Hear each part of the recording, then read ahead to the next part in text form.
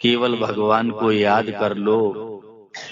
याद करने मात्र से सारी विपत्तियों का नाश हो जाएगा और इस भवसागर से जीव आसानी से अपने को पार कर सकता। केवल भगवान को याद कर लो बस। एक बार कुंती माता विनोद पांडे कन्हैया के सामने जाके खड़े हो गए। कन्हैया से कहने लगे, कन्हैया ये पांडव तेरे भाई हैं, बुआ के लड़के। ये कुंती माता कन्हैया की बुआ है और कन्हैया कुंती माता के भतीजे हैं। और कुंती माता भली भांति जानती थी कि मेरा कन्हैया है, मेरा गोपाल है ना, ये अनंत कोटि ब्रह्मांड नायक भली भांति जानती थी। तो कहने लगी कि सुनो केशव, ये पांडव तेरे भाई हैं और जंगल में इतना दुख पा रहे हैं, तुझे दया नहीं आती है।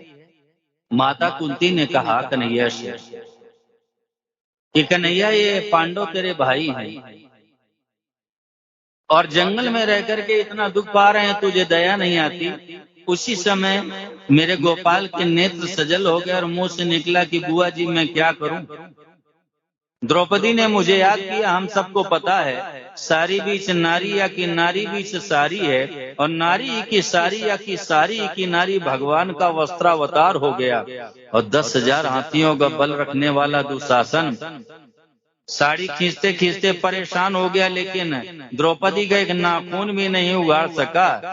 और कन्हैया ने कहा कि बुआ जी मैं क्या करूं, ये युधिष्ठिर भैया जुए में सारी संपत्ति हार गए, भाइयों को हार गए, स्वयं को हार गए, पत्नी को हार गए। एक बार मुझे याद तो कर लेते, इन्होंने याद ही नहीं किया, तो मैं क्या करूं। अब आप लोग जरा विचार करो, सदैव साथ में रहने वाले अब पांडवों के भी दुख का निवारण भगवान ने बिना याद किए नहीं किया, तो हमारे आपके दुखों का नाश भगवान याद किए बिना कैसे कर देंगे। केवल उनको याद कर लो, केवल उनको याद कर लो। इसलिए मैं सदा निवेदन किया करता हूँ, हमेशा चलते फिरते उठते बैठते खाते पीते और सोते जागते भगवान से एक ही निवेदन करो, हे नाथ, हे मेरे नाथ, ऐसी कृपा करो कि भगवान कहीं मैं आपको भूल न जाऊं, इसी जन्म में कल्याण हो जाए, इसी जन्म। तो वापस विषय में आ जाओ। अगर हम हर समय हर रूप में भगवान को ही देखते रहेंगे तो हमारी रोजी रोटी कैसे चलेगी। हमारे घर में कोई चोरी कर ले, हमारी आवश्यकताएं कैसे पूरी होंगी। तो इसका भगवान ने समाधान किया, योगक्षेमम वाम्यम, योगक्षेम मैं वहन करता हूं। एक बार क्या हुआ, निरंजन झा एक पंडित जी थे, साधक ध्यान दे के सुने, आवश्यकता कैसे भगवान पूरी करते हैं अनन्य भक्तों की। तो पंडित जी श्री हनुमान जी महाराज के मंदिर में जाकर के रोज कथा सुनाया करते माताओं बहनों, लेकिन मंदिर में कोई आता ही नहीं था।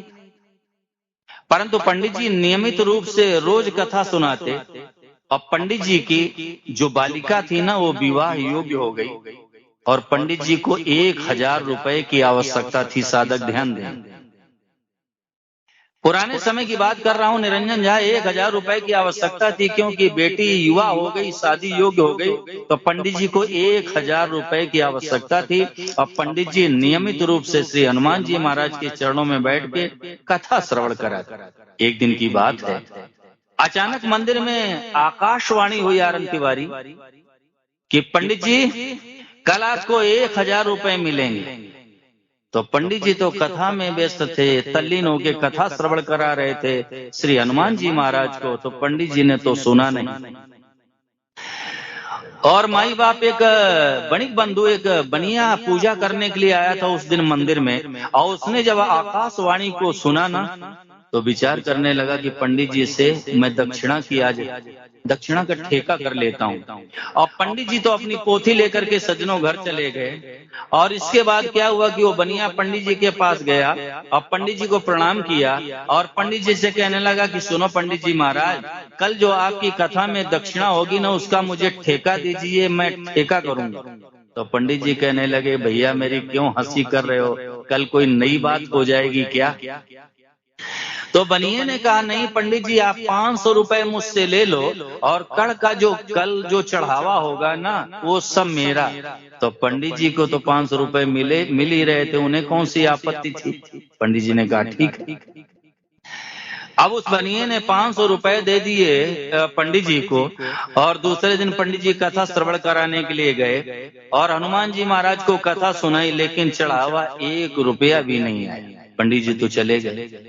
अब वो बनिया था ना, वो आवेश में आ गया, क्रोध में आ गया, और क्रोध में आकर के निरंजन जी जाओ उसने 1 लाख का प्रहार किया श्री हनुमान जी महाराज की मूर्ति में। और जैसे हनुमान जी महाराज के ऊपर लात का प्रहार किया तो वो लात, वो जो चरण थे उसके उसी में चिपक गए मूर्ति में।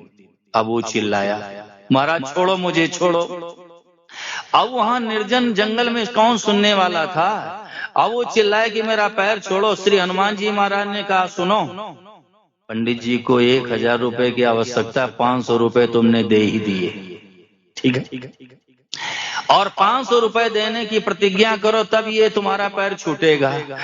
अब उसने विचार किया कि अगर मैं नहीं कहूंगा तो ये पैर नहीं छूटेगा। उसने प्रतिज्ञा की कि मैं पंडित जी को 500 रुपए दूंगा। उसी समय चरण छूट गया सज्जनों मूर्ति से।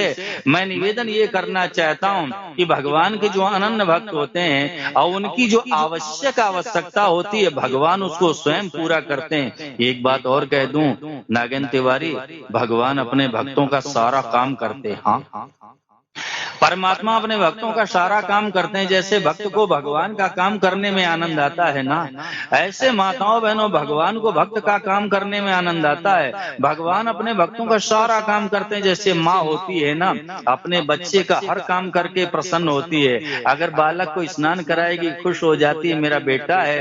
वस्त्र धारण कराएगी खुश हो जाती है, मेरा लाल है। भोजन कराएगी प्रसन्न हो जाती है, मेरा पूत है। इतना ही नहीं विनोद पांडे, अगर मल मूत्र माँ साफ करती है तो खुश हो जाती है, मेरा लाल। माँ बच्चे का सब काम करके प्रसन्न होती है। ऐसे भगवान अपने भक्तों का सारा काम करके प्रसन्न हो जाते हैं, खुश हो जाते हैं। एक बात कहूं निरंजन जी, आज लोग संसार में कहते हैं कि संसार मेरा आदर करता। संसार क्या आदर करेगा नागेंद्र तिवारी, भक्त का आदर भगवान करते हैं। ये संसार क्या आदर करेगा, भक्त का आदर भगवान करते हैं। और इस तरह से भगवान अपने भक्तों का आदर करते हैं। इस तरह से आदर करते हैं कि अर्जुन के मन में ये भाव पैदा हुआ, ये कन्हैया मेरे घोड़ों की लगाम अपने हाथ में पकड़ लें, ये मेरे सारथी बन जाएं। तो भगवान ने घोड़े हाँकने का काम किया। कभी चिंतन करने लगता हूँ आनंद तिवारी तो आंखों में आंसू आ जाते हैं कि धन्य है मेरे गोविंद, घोड़े हाँकने का काम किया। इससे भी छोटा काम दुनिया में होगा, जरा विचार करो। इससे भी छोटा काम संसार में होगा। भगवान ने घोड़े हाँकने का काम किया। और जिस समय अर्जुन के रथ को लेकर के और भगवान पितामह भीष्म के सामने पहुंचे ना, और आज पितामह को स्मरण हो आया कि इन्होंने कहा था कि मैं महाभारत युद्ध में अस्त्र नहीं उठाऊंगा, लेकिन अगर मैंने आज अस्त्र न उठवा लिया तो गंगा नंदन नहीं कहलाऊंगा। ऐसे तीखे बाण चलाए माई बाप, लेकिन नन्हे नन्हे। क्यों? हृदय में ये भाव था, ये मेरे गोविंद के हाथ बड़े कोमल हैं और कहीं इनकी चोट न लग जाए, इसलिए नन्हे नन्हे बाण चलाए नागेंद्र तिवारी, नन्हे नन्हे बाण कि मेरे गोविंद के ये हाथ बड़े कोमल हैं, कहीं चोट न लग जाए। लेकिन गति इतनी ज्यादा थी कि दोनों हाथ छलनी हो गए, रक्त रंजित हो गए, लगाम हाथ से छूट गई, रथ से नीचे कूद गए और एक रथ का चक्का लेकर के जिस समय पितामह के सामने दौड़े ना, हृदय भर आया गंगा नंदन का। आंखों से अश्रुपात होने लगा और मुंह से निकला कि आओ आओ श्याम सुंदर मेरे ऊपर प्रहार करो। उसी छवि को हृदय में बसा करके गंगा नंदन दुनिया से सदा के लिए चले गए। परंतु मैं निवेदन ये करना चाहता हूँ, मेरे कन्हैया ने घोड़े हाँकने का काम किया। इससे छोटा काम होगा दुनिया में। भगवान घोड़े हाँकने लगे। और इतना ही नहीं, जिस समय राजसूय यज्ञ किया युधिष्ठिर जी महाराज ने, राजसूय यज्ञ, और सबका दायित्व तो बांट दिया गया, सबका काम सबको सौंप दिया गया, तो कन्हैया भी पहुंचे और युधिष्ठिर जी महाराज से बोले कि भैया मैं भी इस राजसूय यज्ञ में कुछ दायित्व निर्वहन करूंगा। तो युधिष्ठिर जी महाराज ने कहा कि सो आप क्या करोगे? तो मेरे गोपाल ने कहा कि सुनो युधिष्ठिर भैया, इस राजसूय यज्ञ में जितने लोग आएंगे ना, सबका मैं पग प्रक्षालन करूंगा, सबके पांव धोऊंगा।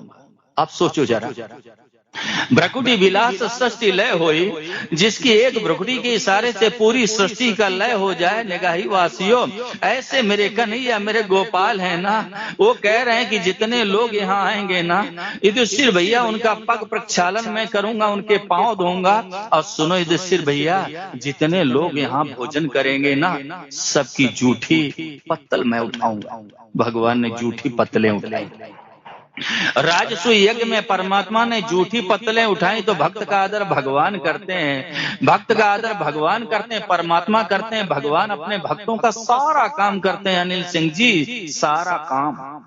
ये हृदय से बात निकालो कि मेरे परिवार का क्या होगा, मेरे कुटुंब का क्या होगा, मेरे बाल बच्चों का क्या होगा। माई बाप, ये हृदय से बात निकालो। भगवान ने स्वयं कहा योगक्षेमम वाम्यम। वाम्यम का अर्थ होता सिर पर ढोकर ला करके देना। आप लोग गीता जी पढ़ते हो ना? गीता जी पढ़ते हो ना? गीता जी के ऊपर श्रद्धा है आपकी, तो भगवान के वचन कभी झूठे नहीं होंगे। प्रदीप मिश्रा, भगवान ने कहा वाम्यम। वाम्यम का आशय होता है सिर पर ढो करके ला करके देना। आप कहोगे महाराज कोई उदाहरण बताओ।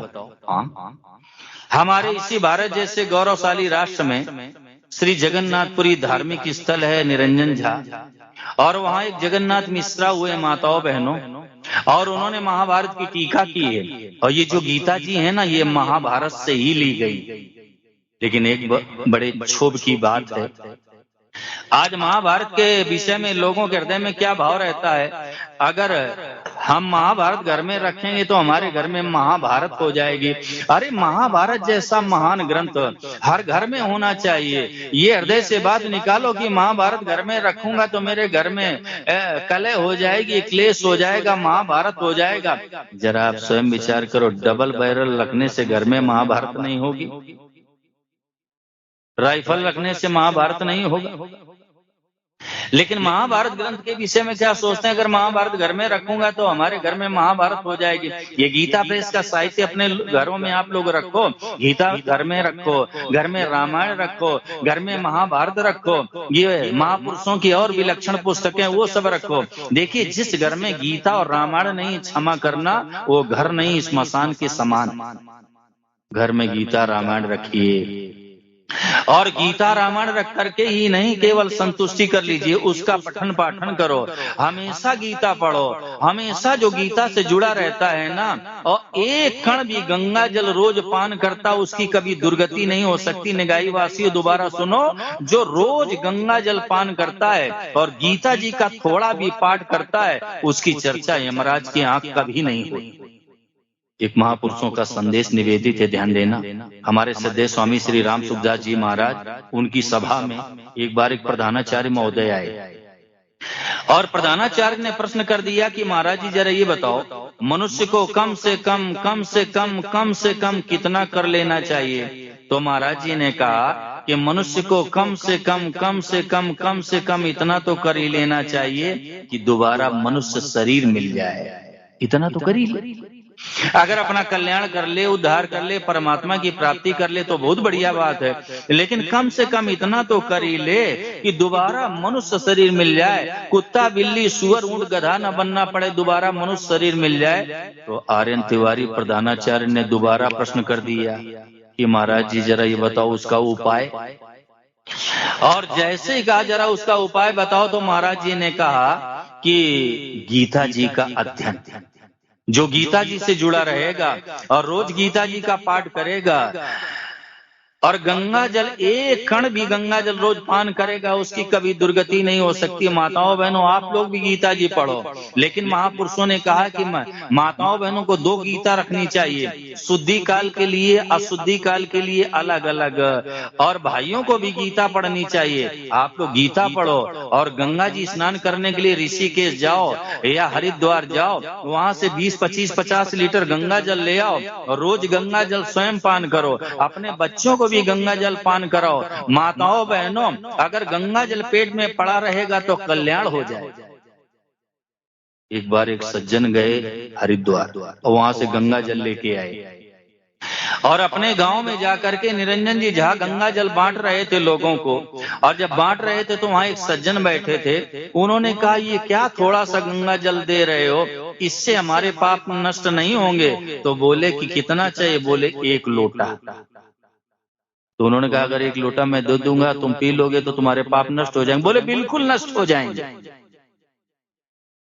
उन्होंने 1 लोटा गंगा जल भर करके उनको दे दिया। साधक ध्यान दें, और जब 1 लोटा गंगा जल भर करके दे दिया तो उन्होंने पी लिया।